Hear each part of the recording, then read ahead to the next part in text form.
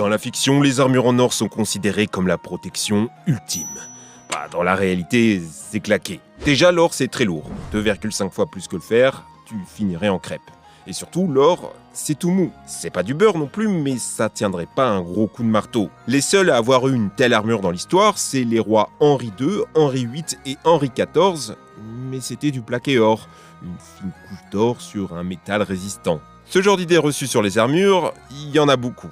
Les armures étaient très lourdes. Ce genre de galipettes dans les jeux vidéo peuvent paraître irréalistes. 90 kg d'armure, ça permet pas d'être aussi agile. Si vous croyez ça, vous vous trompez. Déjà, les armures de 90 kg, c'était des armures spéciales dites de tournoi. C'est pas fait pour la guerre, mais pour la joute. Un sport qui consiste à se rentrer dedans à toute vitesse avec une lance en essayant de faire tomber son adversaire. On s'amusait comme on pouvait à l'époque. C'est très violent, mais vu qu'on est à cheval, pas besoin d'être mobile. Juste d'être très protégé. En fait, le poids d'une armure de guerre est plutôt autour des 30 kg. Ce qui est plus léger que l'équipement d'un militaire aujourd'hui. Avec ses armes, son sac, ses rations, ses munitions, on monte facile à 40 kg. Et vous savez quoi ? Même dans les duels de tournoi, on n'utilisait quasi jamais d'armure aussi lourde. Vu que c'était des affrontements amicaux, les gens perçaient des trous dans leur armure pour la rendre plus légère et augmenter leur confort. Bon, vous allez me dire 30 kg ça reste beaucoup. Je suis d'accord, c'est l'équivalent de 20 grosses bouteilles d'eau. Si on chute avec ça, ça a l'air compliqué de se relever. Mais en réalité, c'est largement faisable, vu que l'armure se porte comme une seconde peau. Chaque pièce était non seulement ajustée au corps, mais également connectée. Le poids de l'armure n'était pas concentré sur vos épaules, mais parfaitement réparti à travers le corps. Pour votre mobilité, vous avez aussi les articulations des armures qui ont été super bien pensées. Les jointures sont des pièces de métal en lamelles, et la structure ressemble beaucoup à la carapace des homards. Ce qui fait que vos mouvements ne sont restreints que de 25 degrés à tout casser. Ça peut paraître beaucoup, mais en réalité, il était possible de faire des roulades, escalader des murs et même monter des échelles, se relever d'une chute et même danser en armure. Voilà pourquoi des gens peuvent s'amuser à faire des marathons en armure. Il y a même eu une course d'obstacles entre un pompier, un soldat et un chevalier. Devinez qui a gagné. Bon, non, c'est pas le chevalier, faut pas abuser.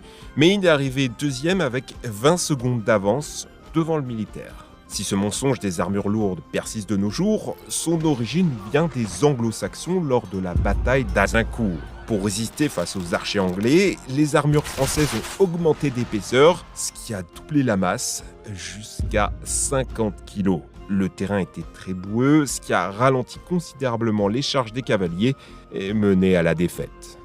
La résistance des armures. C'est un peu abusé, mais dans les films, les héros sont capables de tout découper.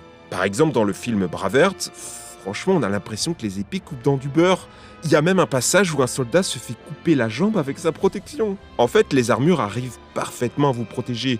Plein de gens sur Internet essayent de découper des armures avec des gros trucs, et c'est des échecs. Et en même temps, l'acier utilisé pour faire des armures, c'est de l'acier dit trempé. On refroidit brutalement le métal pendant qu'il est encore chaud, le rendant très difficile à casser. Aussi, la forme des armures en plaques sont bombées pour dévier les coups. Impossible de viser un point précis et de s'y maintenir, du coup ça glisse. C'est pour ça qu'au Béour, les gars en armure peuvent se prendre des coups de monstre avec des hallebardes sur la cuisse, la tête et les épaules, et rester indemnes et continuer à se battre. Regardez-moi ces gars se mettre à deux sur un mec et lui buriner les jambes.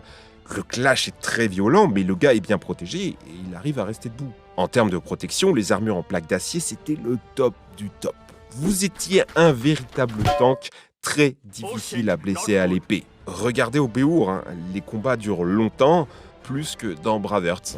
Maintenant, qu'en est-il des flèches ? Eh bien c'est pareil, vous étiez protégé. Bon, c'était possible de se faire blesser à cause d'un défaut de votre armure, comme des fissures ou une partie fragilisée par l'usure des combats, mais ça reste de la malchance. Et puis même si c'était percé, c'est pas si grave, parce qu'en dessous vous aviez la cotte de maille, et ça résiste bien. Il aura fallu l'invention de l'arc long anglais, de l'arbalète et de la fameuse pointe Bodkin, pour qu'enfin une flèche transperce cette satanée cotte de maille. Tout va changer avec l'invention des armes à feu. C'est étonnant, mais oui, il a existé un moment dans l'histoire où les chevaliers en armure étaient armés de fusils. On se battait à cheval à gros coups de pistolet. Sauf que la force cinétique était telle que les armures ont perdu petit à petit leur avantage défensif. Mais au début, ça allait, hein. Une armure de plaque pouvait arrêter sans problème une balle du XIVe siècle. Il suffisait juste d'augmenter son épaisseur. Du côté de l'Asie, les Japonais ont la même chose, une protection épaisse contre les armes à feu appelée Tameshi Gusoku. Bon, après, ça marche moins bien avec les armes modernes. En même temps, c'est un peu de la triche. En voyant ça, on pourrait se dire que même si ça transperce pas, la force de l'impact suffit à broyer tes os. C'est vrai, mais les forgerons en étaient conscients et ont même trouvé une solution. Il y a 2 à 3 cm de vide entre la paroi et votre torse. Ça va aussi permettre de porter d'autres couches de protection, par exemple la cotte de maille ou le gambesson, un habit fait de cuir et de textile rembourré qui a le même rôle qu'un airbag. Et sous-estimez pas, hein, ce truc pouvait arrêter les flèches. Un peu injuste que dans les RPG, ça soit considéré comme la protection la plus faible. La faute au film qui préfère représenter les héros en armure de cuir, mais c'est de la fiction. Les cuirasses, c'était pas aussi stylé. C'est sûr qu'avec ça, la street cred de Jon Snow en aurait pris un coup. Et ça offrait une résistance au choc bien moindre qu'un bon tissu. Les chevaliers étaient invincibles. T'es sur le champ de bataille, en plein combat, et tu vois débarquer cette masse d'acier devant toi. On est d'accord, t'es foutu là. Bon, vous en doutez, hein, pas tout à fait. Déjà, impossible de vous recouvrir totalement. Vous aviez forcément des points faibles. Par exemple, derrière les cuisses ou entre les aisselles pour vous permettre d'être mobile, ou les fentes de votre casque qui vous permettaient de voir et respirer. Un autre point faible, c'est vos doigts. Un gantelet médiéval, c'est peut-être une merveille de la technologie, mais tes doigts, on pouvait te les couper. Du coup, on les utilisait plutôt pour faire du cheval ou pour tirer à l'arc. Quand t'étais un fantassin, quand t'étais sur le terrain, on utilisait plutôt des grosses moufles en acier. Alors du coup, comment gagner face à ça? Bon bah, y a pas 36 stratégies, hein. Fallait se rentrer dedans et essayer de faire tomber son adversaire.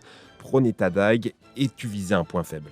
Par exemple, la visière. C'est pas très chevaleresque, mais ça marche. C'est pour ça que le combat de Bronn contre Servadis dans Game of Thrones est réaliste. On commence à donner des coups sous les aisselles et derrière la cuisse, et on termine par trancher le cou.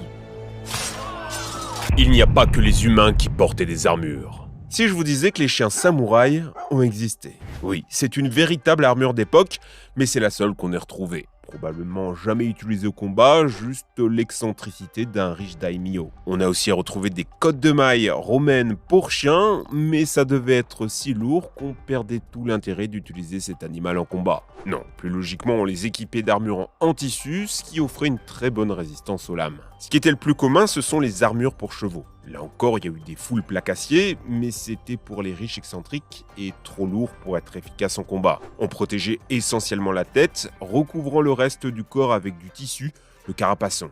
Ah oui, et encore une fois, les chevaux samouraïs ont existé, on leur mettait une tête de dragon sur le crâne, juste trop stylé. Maintenant, si vous voulez toujours aller plus loin dans le game de l'armure, vous avez les armures pour éléphants. 160 kg d'acier avec une sorte d'épée montée sur les défenses pour faire un max de dégâts, c'est l'équivalent d'un tank médiéval. Les armures pour les femmes. Dans les jeux vidéo, les armures de femmes sont très légères. Une grosse partie de la peau n'est pas protégée et pour certains, ça ressemble plutôt à des bikinis. C'est pas du tout réaliste, vous en doutez. Alors à quoi ressemblaient vraiment les armures pour femmes? La réponse va vous décevoir, les femmes portaient les mêmes armures que les hommes. Souvenez-vous, le torse d'une armure est déjà bombé, il y a beaucoup d'espace vide dans une armure. Pas besoin d'épouser les formes. Surtout que ça serait dangereux, hein. Tout le choc serait transmis au sternum. Qui plus est, les femmes étant rares sur les champs de bataille, les forgerons ne s'embêtaient pas à créer des armures spéciales.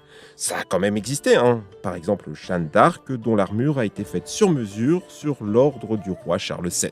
Mais ne vous fiez pas aux peintures, qui ont une vision trop idéalisée, trop féminisée. Des témoignages qu'on a, ça n'était qu'une armure d'homme un peu plus petite. La seule illustration qui existe de son vivant, c'est celle d'un artiste qui n'a même jamais vu Jeanne d'Arc, qui s'est juste basé sur les témoignages, les on-dit. Du coup, l'armure de Jeanne d'Arc fait partie de ces reliques mystérieuses que tout antiquaire rêve de posséder, mais qu'on ne retrouvera probablement jamais. Revenons-en aux armures féminines. Certains d'entre vous me diront à raison qu'il existe des armures avec des hanches plutôt fines ou avec des jupes en métal. Oui, mais c'était pas pour les femmes.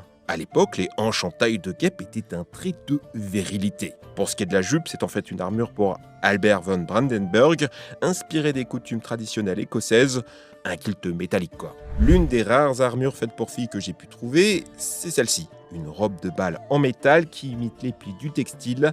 Bon, c'était un costume de soirée inutilisable en temps de guerre. On pouvait mourir cuit dans une armure et gelé en hiver. Avec un tel attirail et si peu d'aération, on devait avoir super chaud là-dedans, non? En plus, les fentes de casque sont toutes petites. Ça devait être horrible de respirer là-dedans. Déjà qu'une mascotte souffre le martyre, imagine avec du métal brûlant en plein cagnard sous le soleil du désert. Eh bien, ce que je viens de vous dire est faux. Alors oui, c'était pas agréable, mais c'était pas fatal. Quelqu'un s'est amusé à jouer en armure en été pendant 30 minutes sans boire. Bon, à la fin, il n'arrivait plus à supporter la chaleur, et il s'est retrouvé totalement épuisé, mais il était en vie. En fait, les armures avaient tout prévu, même les choses aussi basiques que les besoins. Ah oui, est-ce que vous êtes déjà demandé comment les chevaliers allaient aux toilettes? Vu que ces zones-là, c'était majoritairement de la côte de maille, en fait, il suffisait de baisser son froc. Et en hiver maintenant, ça devait cailler, non? Vu qu'on n'arrêtait pas de suer et que l'acier n'est pas un très bon isolant, ça devrait être comme avoir des habits mouillés en permanence. Eh ben même pas. 3 scientifiques ont fait l'expérience de traverser les Alpes en armure, un total de 28 km sur 1300 mètres de dénivelé. Ils voulaient reproduire ce qu'avait fait François Ier et son armée de 40 000 hommes en 1515. Au final, ça s'est bien passé. Pas d'hypothermie, pas d'hyperthermie. Par contre, l'environnement qu'il faut absolument éviter, c'est les points d'eau. Si vous tombez dans l'eau avec votre armure en plaque, vous vous noyez. Faut pas déconner, 30 kg d'acier, impossible à la nage. On se battait tous en armure. Il faut pas oublier que ce genre de protection était faite pour les riches. Ça coûtait plus de 378 jours de travail, l'équivalent SMIC d'un 27 000 euros. À moins de se faire sponsoriser par un seigneur, on ne portait pas d'armure, mais plutôt du textile comme le gambaison. Ou alors t'étais un malin et tu volais les pièces d'armure sur les cadavres à la fin des batailles, mais c'était loin de l'armure complète. Une autre idée fausse, c'est de penser que tout le monde portait des cottes de mailles parce que c'était moins cher qu'une armure en plaque. Certes, il y a moins d'acier, c'est moins encombrant, mais c'était hyper laborieux de faire tous ces petits anneaux et de les connecter entre eux. Une bonne cotte de mailles pouvait être plus chère qu'une armure. Du coup, lors d'une petite bataille, vous verrez jamais une armée full plaque en métal. Ça a pu exister, par exemple pour les batailles importantes comme Azincourt. Du côté des Français, tout le monde était en armure complète. La fine fleur de la chevalerie. Et en dehors des guerres, même pendant les tournois, les chevaliers s'en servaient peu, car endommager son armure revenait un peu à casser sa Lamborghini. Autant prendre un truc de mauvaise qualité pour faire du sport. Voilà, j'espère que vous avez appris plein de choses sur ce monde passionnant des armures. Maintenant, quand vous verrez un film, vous pourrez dire que c'est n'importe quoi.